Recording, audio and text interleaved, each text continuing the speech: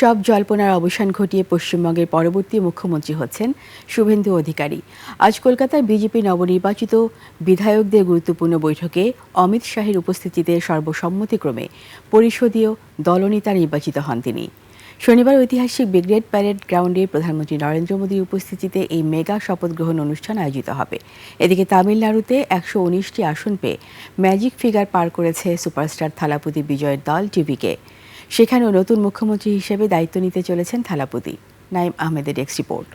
ঈদ আসবে, সাথে ক্যাশব্যাকও আসবে। নিজের বা প্রিয়জনের জন্য কেনাকাটায় এবারও নগদ পেমেন্টে পাচ্ছেন দারুণ ক্যাশব্যাক। তাই যাই কিনুন, পেমেন্ট করুন নগদে। 2026-এর বিধানসভা নির্বাচনে গেরুয়া ঝড়ে চূর্ণ হয়ে গেছে তৃণমূলের শেষ দুর্গ। 294 আসনের মধ্যে 260টিতে জয়লাভ করে নিরঙ্কুশ সংখ্যাগরিষ্ঠতা অর্জন করেছে বিজেপি। শুক্রবার নিউ টাউনের বিশ্ব বাংলা কনভেনশন সেন্টারে কেন্দ্রীয় পর্যবেক্ষক অমিত শাহ এবং সহকারী পর্যবেক্ষক মোহনচরণ মাঝির উপস্থিতিতে বসেছিল নবনির্বাচিত 2007 জন বিধায়কের বৈঠক। পরিষদীয় দলনেতা নির্বাচনের প্রক্রিয়া সম্পূর্ণ হয়েছে।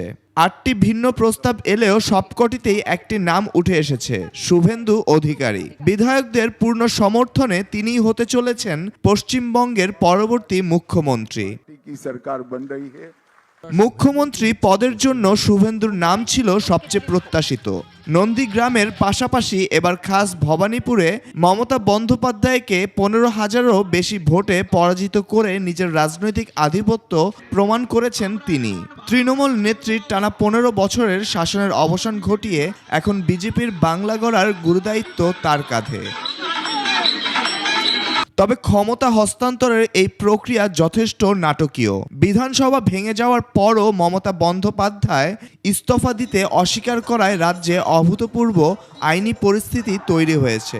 যদিও সমস্ত বাধা কাটিয়ে শনিবার রাজভবন থেকে লোকভবনের পথে যাত্রা শুরু করবেন শুভেন্দু। শুধু বাংলা নয়, রাজনৈতিক মানচিত্র বদলে গেছে দক্ষিণ ভারতেও। তামিলনাড়ুতে 119টি আসন পেয়ে ম্যাজিক ফিগার পার করেছে সুপারস্টার বিজয়ের দল টিভিকে।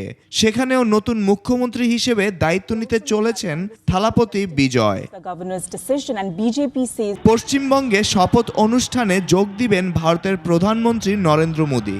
রাজ্য জুড়ে নেওয়া হয়েছে কঠোর নিরাপত্তা ব্যবস্থা। Naim Ahmed, desk report, 21 television.